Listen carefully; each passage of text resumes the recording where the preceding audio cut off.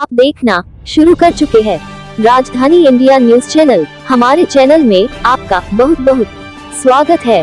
सच दिखाते हैं हम, बिना डरे बिना बिके, ना पक्ष ना विपक्ष, हर खबर दिखाते हैं एकदम निष्पक्ष। देश विदेश की ताज़ा खबरें देखने के लिए बेल आइकन दबाकर राजधानी इंडिया न्यूज चैनल को अभी सब्सक्राइब कीजिए। धन्यवाद।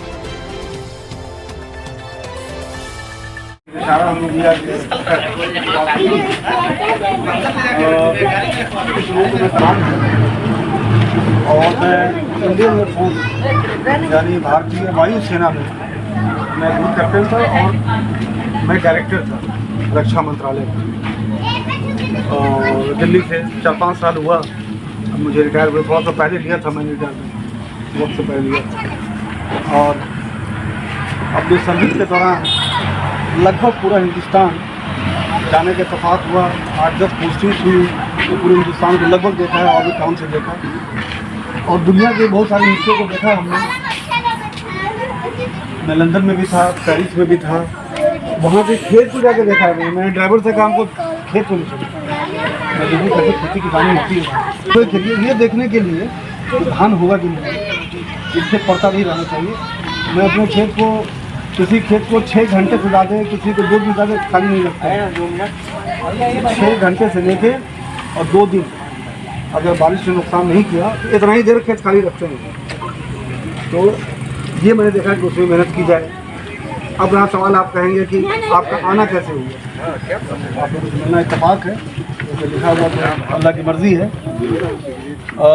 जन स्वराज के करीब 1.5 साल से मेरे पीछे लगी थी कि आप पढ़े लिखे आदमी हैं, सेना के बड़े अधिकारी रहे हैं, तो मुसलमान में चाहिए उनको आदमी को पढ़ा लिखा हो और साफ़ सुथरे छवि का हो।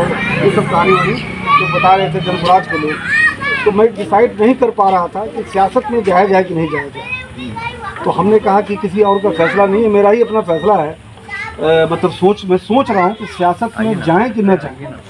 तो बहुत पीछा किया, फिर बोला कि 6 महीना हो गया, साल भर हुआ, बोले अभी तो बता दीजिए।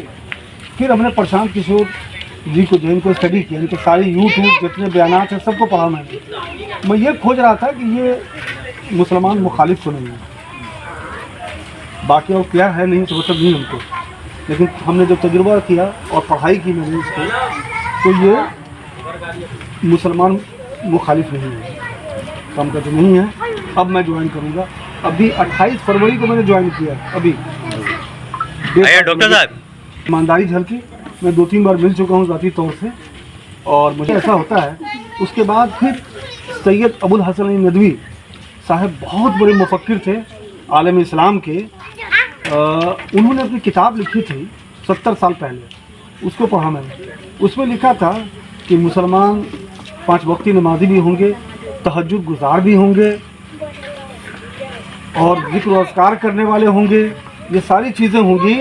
लेकिन अगर मुसलमानों में सियासी शऊर यानी कि राजनीतिक बुद्धि नहीं रहेगी अगर, तो एक वक्त हिंदुस्तान में आएगा जब उनके मसाजिद, उनके कब्रिस्तान, उनकी खानकाहें, उनकी दरगाहें ये महफूज नहीं रहेंगे। ये 70 साल पहले अली मियाँ ने लिखा था अपनी किताब में, उसको मैंने पढ़ा। और जो आज हो रहा है, जो आप देख रहे हैं वक्त, हम लोग सीतामढ़ी में एहतजाज में थे, वक्त बिल के एहतजाज में हम लोग थे। तालीम देखा, न स्वास्थ्य देखा। अभी ठेका में किसी आदमी को बीमार पड़ जाए, सीरियस हो जाए, कहाँ जाइए?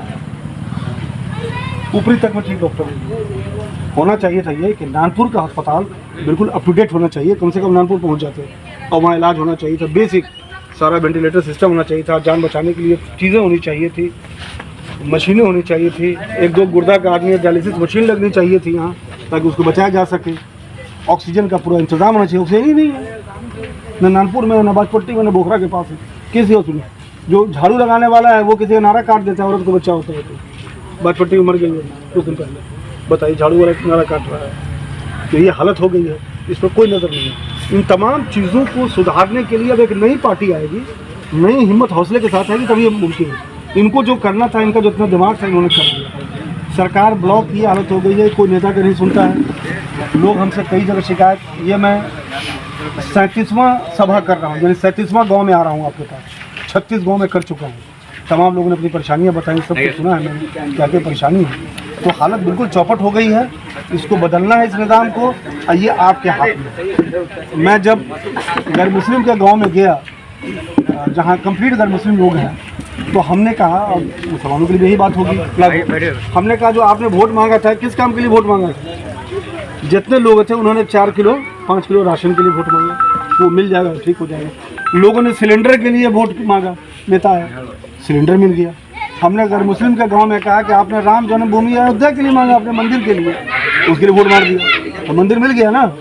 तो गांव एक भूमियानों का गांव है भिक्खा बाजपट्टी में, उसमें कभी नहीं गया था, उसमें कच्ची रोड है। मैं अपने कार को कच्ची में उतारा, बोले देखिए आज़ादी हो गया नहीं मिला, तो हमको मंदिर मिल गया ना भाई। मंदिर के लिए वोट मांगा था ना, राम जन्मभूमि बन जाएगा, मिल गया था। अब वोट क्यों चाहिए आपको? इसीलिए हमने कहा कि भाई ऐसा है कि जो मांगोगे आप वही मिलेगा।